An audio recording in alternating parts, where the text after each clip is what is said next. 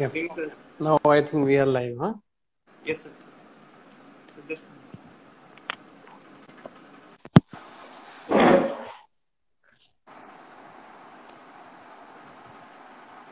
how was your day, sir? Hi, Anurag. How are you? Fine, sir. How was your day, sir? Hello, sir. Can you hear me? Yeah. You are audible. Yes, sir. So, sir, should we start the session or wait for the audience to join us? So I think we can wait for 1-2 minutes, na? Because Okay, okay, we are just live and okay, sir. it is 7:10. We are already 10 minutes late. Okay. Yes, sir. So, sir, how was your day, sir?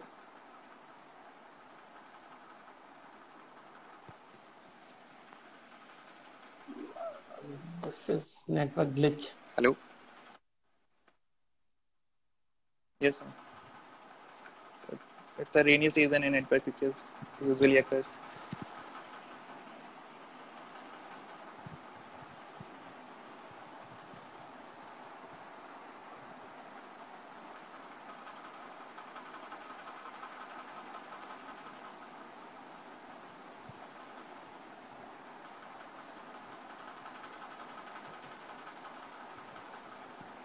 Hello, sir.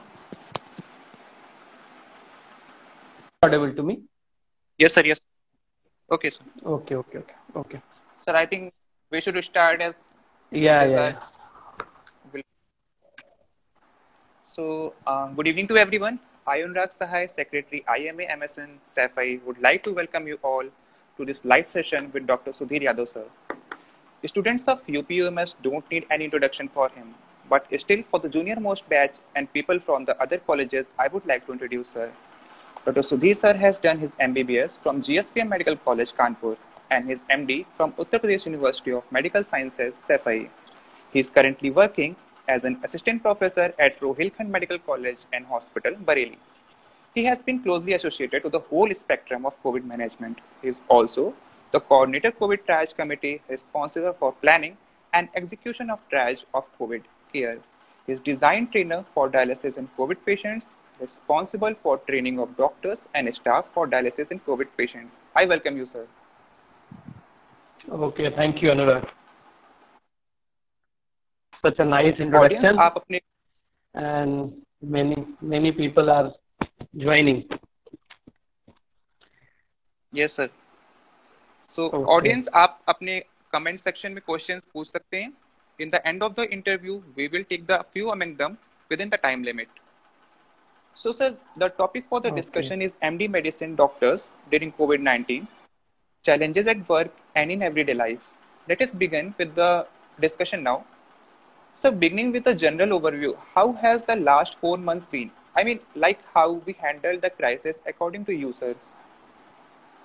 Actually, when the very first COVID-19 was in the province of China, and the first case was Yes, sir. reported on 30th of January, and it is now 7 months down the line, and there are few good things happens, there are few bad things also happen, but three things are very much disheartening. First is the declaration of authority of World Health Organization. Well, World Health Organization was like the reference point for all of us. Everyone agrees with the definition and everything, but the way World Health Organization has been through the process of COVID-19 and its role in the management, like in not indicating the epidemic nature and other aspects of COVID-19. Authority of WHO has been slightly deteriorated. And next, if you talk about the India, in India there is a major issue in the last 7 months. There was uncertainty of policy. The decisions are being made on the irrational basis and on the some assumptions of some people. Apart from that, if you take the example of lockdown, It was advertised like it is going to end COVID, but fundamentally it was not true. The only sole purpose behind have been the capacity building to counter the things we are now experiencing. For the 47 cases reported today. And on paper, maybe we are prepared, but in reality, though it is a very brave sentence to say, but we are not that much prepared to handle the cases if it goes to a few lakhs, few more lakhs, like 20 lakhs, 30 lakhs. And it is going to happen very soon. Apart from that, there is a very hurry in declaring some of the silver bullets for COVID-19. If you remember, when the 3 cases have been reported in Jaipur Medical College, SMS Medical College, they used lopinavir, ritonavir for 3 cases. And after that, many people rushed to the TV channels to give interview about if they have found the treatment for the COVID. And recently, many other drugs also have been advertised with that only. So there should not be any hurry. So these are few things where we lack very much. But you know, if you talk about the overall handling, if you are aware of the Kubler-Ross model to handling a grief, he described there are 5 stages. In first, we get in mode of denial. We find every evidence to counter the problem is not there. And this happened in the first few weeks of the January last and the February. We thought that COVID is not going to affect us. We are India, we are country of God, so we are not going to contract the COVID. And we are in denial mode. After that, we'll end up into the second phase, that is anger, where we start abusing China, WHO and everyone else. Everything we are getting because of them only. And in next phase, he describes his bargain phase, where we started negotiating. We started developing our plans. We went into the lockdown and everything. And after that comes the most depressive phase in the last stages of lockdown. Version 3 and 4 of lockdown, and lockdown is being opened. We were in depression phase, where our energy are very less. But now, according to this grief stages, we are in acceptance level. That is stage 5, where though there is a big problem, but our energy levels are very high. We have accepted the challenge of COVID. And this is good thing. At least at 10 lakh cases, we have accepted that yes, COVID is there and there are some advertising something else and other things are not an option. We have to investigate things. We have to explore the options for the treatment, and we are doing so. And recent example, you must be aware of the vaccine trial. We are entering. In fact, we have entered already in the vaccine trial. Bharat Serum. Yes, sir. Hello, sir. Okay, I am audible? Yes, sir. Thank you, sir. Okay. The network is not very good, so glitches are there. But yes, sir. So, sir, इस महामारी का आप पे क्या psychological impact है? Like seeing patients die, having colleagues infected, does going to work get harder every day?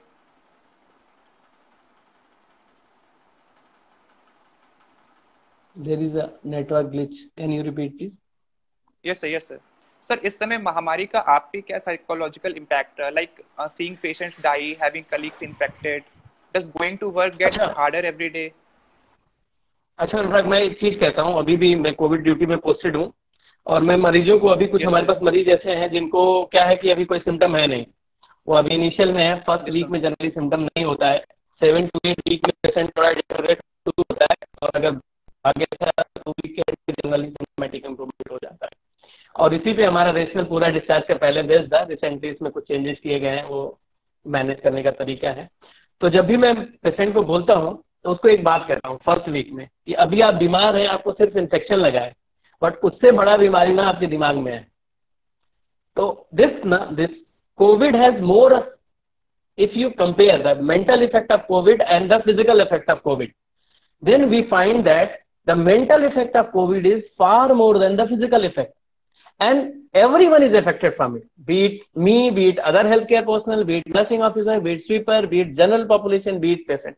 Everyone is actually frustrated of COVID-19 now. And apart from that, another challenge for us as a healthcare personnel is we are in 14 days duty and we are in solitary confinement to protect our family. And this is also a big issue because when you are alone, but thanks to this internet and everything, phone and everything, most of the time you are not alone when you are alone. So virtually it is not a solitary, but even you have some stress because you are alone inside the room, you cannot go out, you cannot do other things. But anyway, this is the part of this COVID and we all have to accept it. And about the people getting infected, about some of the colleagues being infected, this is very painful, but no, some of getting infected, there are some issues related to it. I will answer it. But some of the people are being martyred in this war against the virus. The basic problem of infection is not availability of PPE, that is personal protective equipments, but actually the real on-board use of personal protective equipments, the process of donning and doffing. This is very important. People are trained, but on the papers only. They are not actually got any hands-on actual training of personal protective equipments wearing off. So this is a problem. Though some of people are getting infected, but anyway, most of the people who are not in the COVID duty are getting infected. If you see the data, the people who are on non-COVID duty, the healthcare personnel who are caring in the non-COVID hospital are getting infected more than the COVID hospital. So it is not a very much problem when you are doing COVID duty, because in the process of doing COVID duty, you take all the necessary precautions. So it is not a big issue, but some of the people are getting infected. Me or anyone else can get infected, but anyway, it should not demoralize the spirit. We must fight against this virus. Okay. Yes, sir. So even after using the PP, are you ever afraid while treating the patients? How helpful were the advices of senior faculty in this regard? Did you have to counsel them, your juniors as well? Actually, everyone fears, and this is common thing. If you do not fear, if you are do not having the anxiety, these are normal emotions, but you should not overwhelmed by it. A simple thing. Yes, everyone get afraid, and I am too, especially when wearing this is doffing. This is actually known as doffing, means PP ko utarna. It is very high chances to get infected during the doffing process. And everyone get actually somehow anxious about it. But anyway, it should not be demoralized. We should stick to the infection prevention and control guidelines. And this is how the things will work. And the question regarding the seniors' help. Actually, the seniors' help during the patient management is quite limited. Limited in the sense, there are two facts behind it. Why I am saying the seniors' help or the professors' help are quite limited, because two things are there. First, the professors are not on floor there. So their decision is based on the clinical insight or investigational insight we are providing, the history we are providing, or the juniors are providing. So it cannot be as strong as the professor itself have examined or taken history to that patient. First thing. And second thing, understanding of COVID-19 is something 7-month-old. So it blurs the difference between a very senior people and the very young people. If a simple second year MBBS student has gone through all the guidelines, has gone through some of the articles being, new evidences being published, I think if some professor have not gone through all these things, then he having more rational decision than that professor. But anyway, many of the time these professor come in rescue because they suggest some clue to the diagnosis and patient get relief in some days. But anyway, it is very limited, I think. Apart from that, I am leading a team of, I am on COVID duty right now, along with the Dr. Rishi from Pulmonary Medicine. We are leading a team of 14 junior residents and 16 nursing officers, along with the other supportive staff. What we are doing two things. We are doing something for the patient and something for the people who are posted. So for the patient, what we are doing, we are actually, the resident posted in the COVID duty are varying from radiology department to the anatomy department. There are some people after MBBS, they do not have any clinical exposure. So we are trying to develop some algorithm for investigation and clinical sign interpretation. And this is helping a lot. Apart from that, this COVID management is not only patient management. It is also a data management. A team is outside the COVID hospital, outside the COVID isolation ward, and they are required to submit some of the data to government. And this data is again analyzed and come back to us. So this coordination of data is getting difficult each day. So what we have done, we have developed a very standard form, a standard protocol for data flow. We have assigned the duty for some of the nursing officers, some of the junior resident to take care of the data along with their clinical responsibility. Apart from that, there is few things we are doing for the resident especially. In my team, we are planning to introduce some of the live sessions over different platforms are there, so that we can interact with each other. First thing. Second thing, I am trying to install a CCTV camera inside the doffing area so that the doffing of each and every personnel can be supervised from the outside. Because if you are doing the doffing alone, there is a very chances of doing mistakes. And these mistakes can be due to the various reason, but major reason is inside the PPE. It is very suffocating. You know, even if you wear PPE, your SpO2 level will fall to 94% or 93%, depending upon your clinical status. And if you develop hypoxia in any way, or you are very much sweating inside, so electrolyte imbalance is a real thing. Apart from that, there are several bands applied over the head. So this headache, PPE-induced headache is very real thing. And it blurs your decision. Like hypoxemia blurs your decision taking this capacity. So we are trying to supervise it from outside, because many of the time you cannot have some companion beside you to supervise you.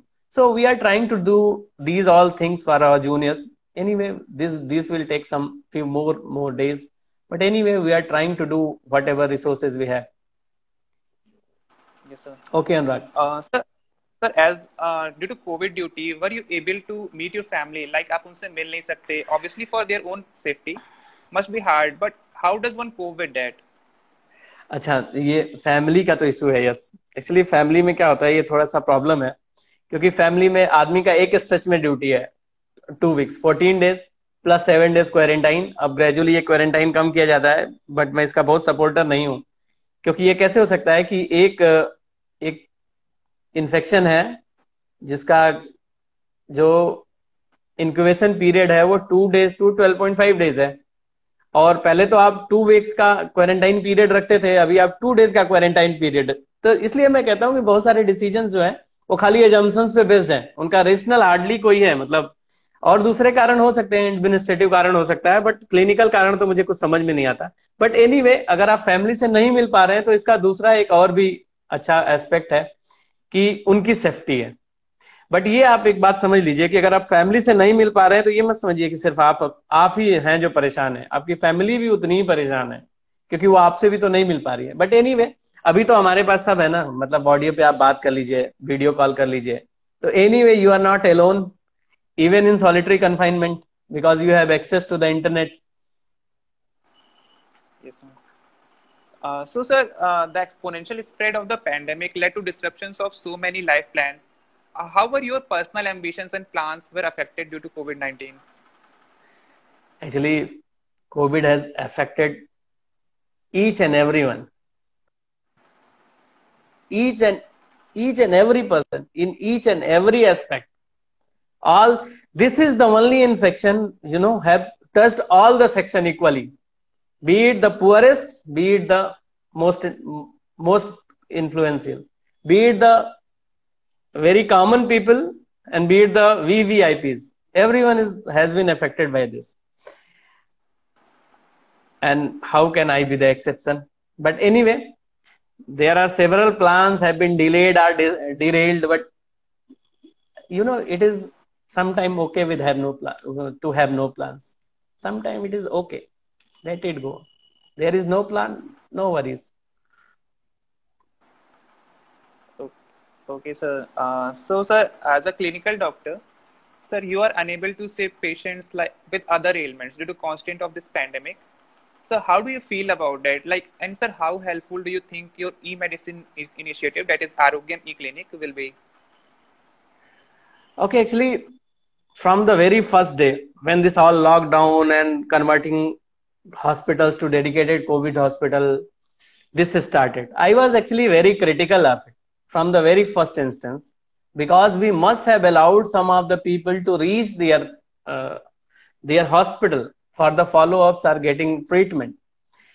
If COVID is there, it doesn't mean a tuberculosis patient do not require ATT. It doesn't mean a HIV patient do not require his highly active antiretroviral therapy at end of the one month. Generally, they are scheduled like that. They get medicine for 1 month only. And apart from that, COVID is not a answer to the dengue fever or malaria or any other any other illness. So these are real and these are there. So we must not have ignored it. But in the process of preparation, many things have been disrupted. And this aspect has also been disrupted.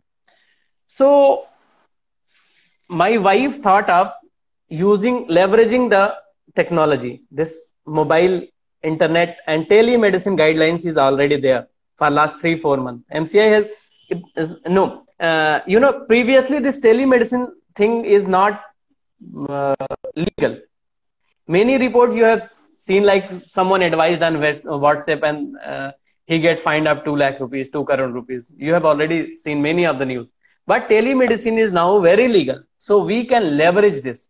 So my wife thought of this, that we can leverage this mobile, internet and telemedicine trinity. So we come up with this initiative Arogyam. This is actually we are developing as a web platform. Soon we will expand it. We are planning to have some offline partners where patient can visit for clinical examination, and then he will be advised and medicine will be dispersed. But it is a long process. This project is now in infancy and it will grow. And I hope the fruit of this project will reach to everyone, especially one who is in need. Yes, sir. Sir, I hope more and more people get benefited and your initiative will have a huge success, sir. Sir, do you think that this pandemic will change the way doctors look at infectious diseases while treating the patients in the post-pandemic world? अच्छा अनुराग, दो चीज, मतलब पहली चीज ये है कि अभी तक ना माइक्रोबायोलॉजिस्ट और एनेस्थेटिस्ट को कोई जानता नहीं था. इससे पहले, कोविड से पहले, they are least recognize doctors, I can say. Anesthetists, no one, many of the people opt surgery because they want to be recognized for the things they are doing. So they do not opt for anesthesia. But now anesthetist is a very real thing, and they are getting awarded for the hard work they are doing. They are getting recognized, and these two branches of medicine are very much recognized now. The first thing. Second is, one thing happened, so we were like, there are also two positive effects. First is hand washing. Actually, I always say, we Indian doctors are not dirty, we are filthy. So we have now developed the habit of washing hands, sanitizing hands. So I think in post-pandemic period, we will continue this good habit of hand washing. Apart from that, second good thing in which is having actually long-lasting effect is legal recognition of telemedicine. Because by this virtue of telemedicine, legal recognition, the reach of healthcare services, especially the OPD care, will be infiltrate inside the distant locations. So this is very much, this will have very long lasting effect as far as the post pandemic period is concerned. Yes, sir. So we can see that now masks are the culture of a part of our culture. So, sir, did you face any discrimination among your colleagues or at your residence or anywhere else because of the fact that you were involved in treating COVID-19? So, how does one tackle with the stigma while ensuring everyone's safety concerns? Actually, I just described the 5 stages of grief. Initially, we were in like denial mode. It is not there. Then we land up into the anger mode, where everyone is very much anxious. He will die if this disease will contract him. And if you look over the period where these incidences are reported, these are actually initial period of March and first, second week of the April. And we are in the anger phase of grief reaction, where everyone is very much anxious. And but in last 2 weeks, 3 weeks, we never have been heard of these type of discrimination. Even the positive things are coming out. People are welcoming one who is on duty and returning back to their homes. And this is a good thing, because more or less we have been accepted. This is the part of life, and it is, and this is going to be for very long. It is not going to terminate in 6 months, 8 months, 2 year, 8 year. It is now will be like the flu or like any other illnesses. The eradication of COVID is going to be a very difficult process. Okay. Apart from that, your second part of the question was, what was the second part of question? How to tackle these stigmas? Actually, as the understanding of disease is increasing, more and more people are getting treated, they are returning home, and apart from that, large chunk of population is being affected. So the people are knowing more about the disease. And as we educate ourselves about anything, our understanding and the decision making process improves. And this is what happened as far as the COVID is concerned. Now we are much acceptable. Even initially, we have seen cases of once you are diagnosed with the COVID, you are like outcast. But now the acceptance has increased very much. And this will continue, I think. Yes, sir. Yes, sir. You have been rightly said that बीमारी से लड़ना है and बीमार से नहीं. Sir, are you satisfied with the preparation and the resources that the government provided to the doctors? Do you think that things would be less challenging for the doctors if they were done in a different way? Actually, if you look at the things from the very beginning, initially there was huge shortage of personal protective equipment. As I said, we were in denial mode. Government was also on denial mode. General population is also on denial mode. We healthcare personnels, we doctors are also in denial mode. Everyone is in denial mode that this will not going to happen in India. And the preparation was not adequate. Even now it is not that much adequate. There is huge shortage of healthcare personnel who are trained in caring COVID patient, along with the other logistics and the investigational facility and other thing. But anyway, as the time passed, last 1 to 2 months, I think this PP is not a big issue now. It is available freely to each and every hospital and the medical colleges. So this PP is not a challenge now. What is challenge is the correct use of personal protective equipment. As a team leader, I am seeing my own team members, they are actually have been trained several times, but actually they have not gone through the actual process of wearing and wearing of this PPE. So this is problematic. If initially we have done capacity building in very beginning, we have started producing this N95 mask and personal protective equipments and etc. We have tackled in very good manner, but anyway, this is a very new disease and everyone is responding in its own way. Government is also responding, but I think they are doing satisfactorily. Now they are this PP is freely available. All we need is train ourselves. It is our responsibility as doctors, it is our responsibility as healthcare professionals, it is our responsibility as nursing officer to protect ourselves, to learn the very minute detail, the nuances of this personal protective equipment donning and doffing. And then again and again I am stressing, if any one of you who is listening me, please go through to the WHO and AIMS videos of donning and doffing practices as many times as you can. Donning and doffing practice is like practicing hand washing. In each and every training, I used to tell all the trainees that if you are washing hand for the 5th time, then wash for 6th time. If you are washing for 10 times, wash it 11 times. And in the same tone, I will say, if you have practiced this PP donning and doffing 11 times, practice is 20 times. It is always inadequate. So get yourself trained for the personal protective equipment and N95 mask use. Yes, sir. So, sir, at the end of this interview, do you have any workplace incident to share with the audience or any piece of advice that you would like to give us, sir, like to the young budding doctors that are listening to you, sir? Actually, there are so many incidents, but I will not go through it. But there are two things I want to say categorically.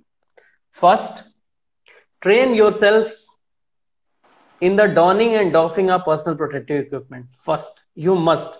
And जब हम लोग mitral stenosis का बात करते हैं तो कहते हैं ना कि मतलब 3 काज होते हैं मिट्रल स्टेनोसिस के. पहला होता है रोमेटिक फीवर, दूसरा होता है रोमेटिक फीवर और तीसरा होता है रोमेटिक फीवर. सेम तरह से मेरे बस 3 मैसेज हैं. पहला है हैंड वॉशिंग, दूसरा भी हैंड वॉशिंग और तीसरा भी हैंड वॉशिंग. सो हैंड वॉशिंग बहुत तरह से, अभी कोविड में ही नहीं, जब कोविड के बाद देखिएगा इसका सबसे बड़ा क्या बेनिफिट है. कोविड के बाद ये हमें हेल्प करेगा एंटीबायोटिक रेजिस्टेंस से लड़ने में. Antibiotic resistance is not anyway less serious than COVID-19. It is far more grave than this COVID-19. The problem why happened with the COVID-19, it struck very suddenly. So this is problematic. Otherwise, antibiotic resistance is very much real, and this is real menace, you know. Yes, sir. So hand washing is very much important. Apart from that, many a time I am not able to teach many places. So what I have done, I have started recording all the lectures for the undergraduates, and YouTube is somehow free for everyone. So I have started putting all the lectures over YouTube. There is a channel on Medicine Masterclass. This is the name for the channel. So I start putting all my lectures over it. Currently we are dealing with the hematology part, and most of the content is based on Harrison, as I always used to teach from the Harrison only. But anyway, this is somehow you can integrate to your studies. But now your आपका जो main focus है ना, your main focus would be on staying safe and staying healthy. Every other plan of life is secondary. Even your PG CTs, even your DM CTs, even anything, everything is secondary. The only thing you should look for is your safety, your family safety, and safety of India and world at large. Yes, sir. Sir, as the sir said, I want to remind you all, 2 गज की दूरी और हाथ की सफाई है जरूरी. So that brings us to the end of this interview. We will, due to network glitches, we don't have any questions right now. I would like to thank sir for sparing time for us from his busy schedule. It was an immense pleasure to interview with you, sir. Audience, do check out sir's e-medicine initiative, Arogyam e-clinic, on Facebook at the rate Dr. Arogyam, and on YouTube, e-medicine, and share it with your acquaintances so that people may benefit in this pandemic. Thank you so much, sir. Best wishes for your future and stay safe. Thank you, dost. Okay, bye bye. Take care. Jai Hind. Thank you, sir. Audience, do follow our Insta page, that is IMA MSN SAFI. See you in the next session. Thank you for being the part of the discussion. Stay home, stay safe. Thank you, sir.